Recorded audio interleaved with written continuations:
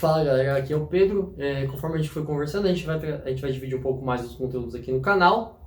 Normalmente eu ficava atrás das câmeras, ajudando na hora de fazer os roteiros, ajudando na hora de gravar os vídeos, mas agora a gente vai deixar eu falar um pouquinho para vocês também. O conteúdo de hoje é sobre diversificação de capital, completando o vídeo que saiu na terça passada. Caso você não tenha visto, a gente vai deixar o link dele aqui, qualquer coisa tá lá no canal também. Só antes de partir pro vídeo, peço para você deixar o seu like, deixar um comentário, alguma sugestão de vídeo, alguma dúvida sobre o tema, compartilhar com seus amigos, compartilhar com quem você acha que o conteúdo vai agregar, se inscrever aqui para receber os próximos vídeos, caso você ache que esse conteúdo vai ser útil ou vai poder trazer valor para a sua vida. Partindo de um pressuposto de que você já viu o vídeo e entendeu a necessidade que nós temos de uma reserva de emergência, com a reserva já formada, a necessidade que a gente tem é de pensar em diversificação. E isso é uma necessidade. Fazendo um paralelo com uma cesta de ovos, se você tem todos os seus ovos numa mesma cesta e ela cai, você vai ficar sem omelete. Ou qualquer outra coisa com ovo que você come. Mas a ideia é dividir os seus ativos em setores, em segmentos e até em países diferentes, onde os riscos são diferentes. Então, caso uma cesta caia, você ainda tem as outras. Um exemplo simples seria investir todo o seu dinheiro em um único fundo imobiliário. Você vai ter vários riscos, como por exemplo, o gestor do fundo tomar uma decisão errada, o ativo do fundo pegar fogo, ou o prédio do fundo sofrer alguma avaria, o inquilino decidir que quer sair, e são vários riscos que estão intrínsecos ao fundo que, caso aconteça qualquer um deles, seu patrimônio praticamente virou pó de uma vez. Então, a ideia da diversificação é você não se expor a um único tipo de risco específico, mas você ter uma carteira protegida, porque mesmo que no longo prazo alguma coisa desvalorize muito, com certeza algum outro ativo você vai acabar valorizando e vai nivelando, e no longo prazo você vai sempre subindo pela média das suas boas escolhas. Basicamente, a maneira certa de fazer a diversificação não existe. O importante é você criar uma estratégia em que você acredite e aplicar ela por tempo suficiente para ela dar certo. Tem uma linha tênue na hora de fazer a diversificação que é importante a gente não passar, e é um erro comum, que é a pulverização. É quando você tem tantos ativos diferentes e tão pouco em cada ativo, proporcionalmente ao total da sua carteira, uma porcentagem tão pequena, 1%, 2% em cada ativo, que, de fato, se o ativo triplicar, não vai fazer diferença nenhuma. Você basicamente vai ficar, os seus ativos corretos vão puxar para cima, os outros vão puxar para baixo e você não vai sair do lugar. Então a ideia é você ter, sim, uma diversificação, mas depois de um certo limite, depois de um certo ponto, a diversificação acaba não tendo mais efeito nenhum, ela só te prejudica em vez de te ajudar. Na hora da gente criar e desenvolver uma estratégia para diversificação de capital, a coisa mais importante é se expor a diferentes tipos de risco. Porque mesmo se um dos seus pesadelos vier de noite para puxar o seu pé, pelo menos é só um pedacinho pequeno do total de tudo que você tem. Para tentar fazer uma ilustração de como funciona a questão do risco, existem 4 riscos principais. E eu vou chamar eles de os 4 cavaleiros do apocalipse financeiro. São 4 riscos que todo ativo, de certa forma, ele tem que lidar. O primeiro deles é o risco empresa. O risco empresa é o risco daquela empresa específica passar por algum momento, às vezes uma multa, ou tá sonegando imposto, ou aquela empresa específica ela aumentar muito a concorrência, como foi o caso da Cielo, como foi o caso da Oi, ou a empresa ela não se adaptar ao mercado e ela acabar tendo procedimentos antiquados. É o risco daquela empresa em si. É o risco daquela empresa não ser um bom negócio. O risco número 2 é o risco setor. Vamos usar um exemplo. Caso o petróleo no mundo aconteça alguma crise entre Rússia e Arábia Saudita e Estados Unidos, aí o preço do petróleo ele despenca, todas as empresas do segmento do petróleo elas vão ser afetadas, independente da empresa ser muito boa ou muito ruim, ela vai ser afetada ou mais ou menos.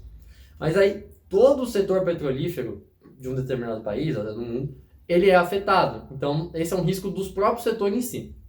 O risco número 2, ele é o risco país. Por mais que uma empresa ou um setor esteja indo às mil maravilhas, ele ainda está dentro de um país que tem riscos próprios, como estabilidade política, escândalos empresariais, alguma lei que existe ou pode deixar de existir e isso impacta todo o país, algum imposto novo ou o fim de algum imposto. Então tem o risco de algum país específico quebrar, ou algum país específico entrar em guerra, ou passar por alguma crise econômica, como foi o caso da crise de 29. Então tem o risco inerente à nação específica onde aquela empresa está, onde aquele setor está alojado. E o risco número 4, olha para o ano de 2020. Esse é o risco mundo. É o risco de uma pandemia global, é o risco de uma guerra mundial, é o risco de uma invasão alienígena em escala global, é alguma coisa que afeta o mundo inteiro de uma vez e não tem um país seguro.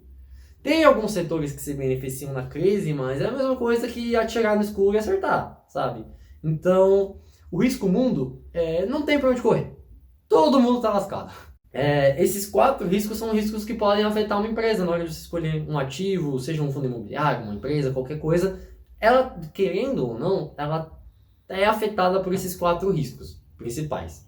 Tirando o risco mundo, que praticamente não tem como se proteger, você pode ter posição em ouro, você pode ter alguns derivativos, algumas coisas assim, mas no geral é muito difícil você prever uma crise global e você tem que pelo menos já ter uma proteção prévia, ou uma reserva de emergência, ou proteção em ativos que normalmente sobem em crises, dinheiro em moeda estrangeira, coisas do gênero.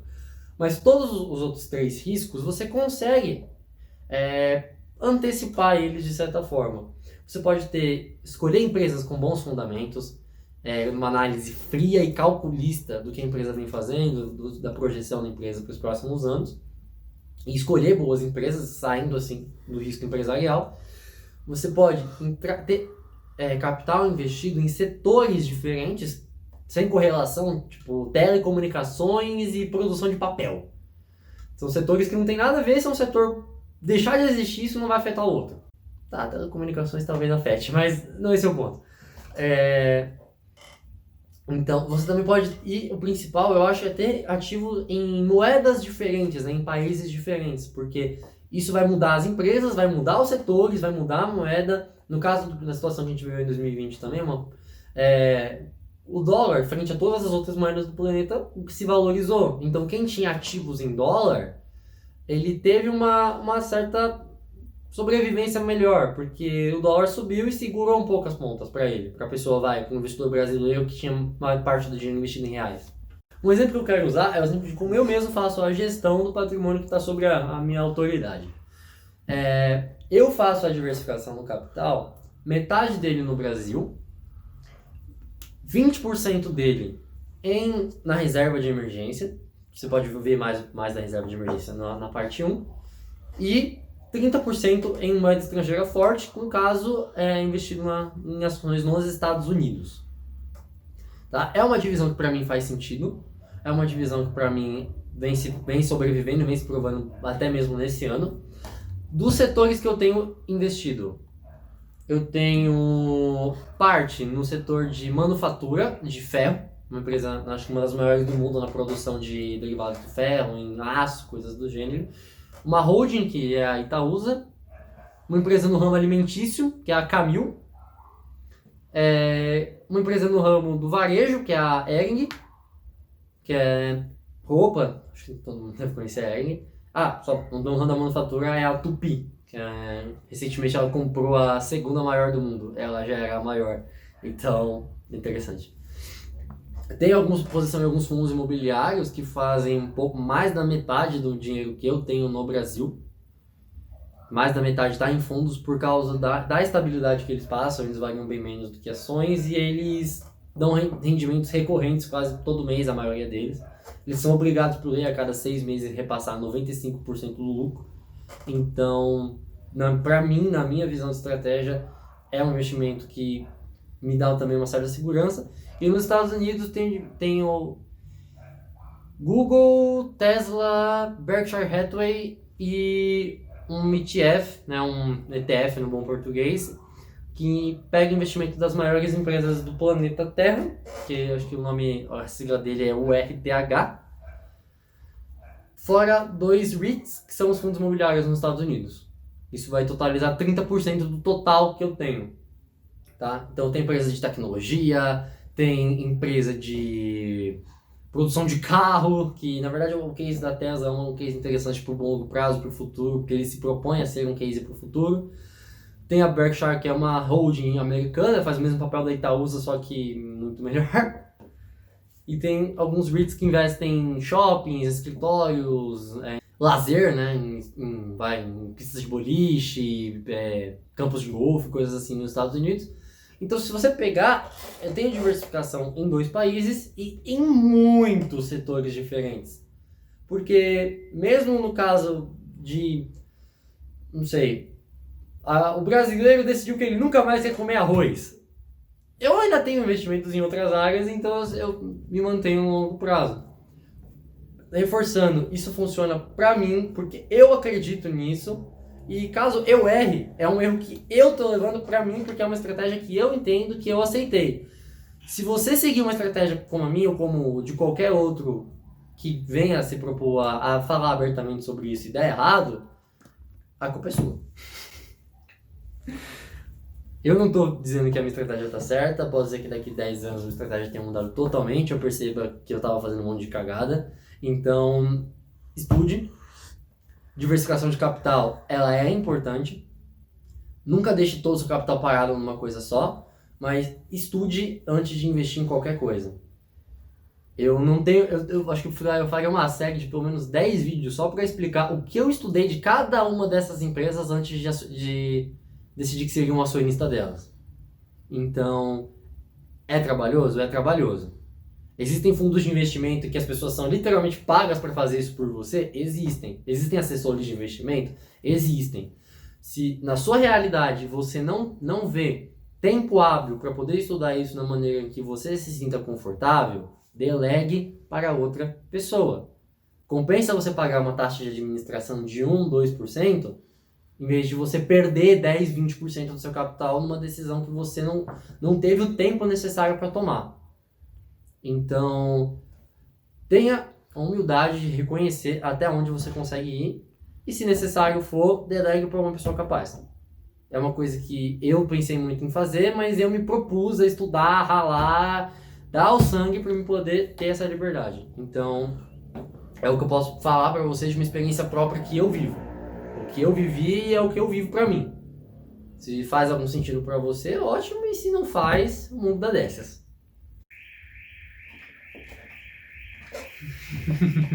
Então, galera, se esse conteúdo ele conseguiu agregar valor para vocês, se ele conseguiu tirar algumas dúvidas, vou pedir para vocês se inscreverem no canal, que a ideia é a gente começar a trazer novos conteúdos sempre alinhados com o que vocês querem ouvir, conteúdos que venham para agregar valor para vocês. Compartilha com seus amigos que vocês acham que têm dúvidas na área, ou que estão começando a estudar, ou que podem se interessar pela área.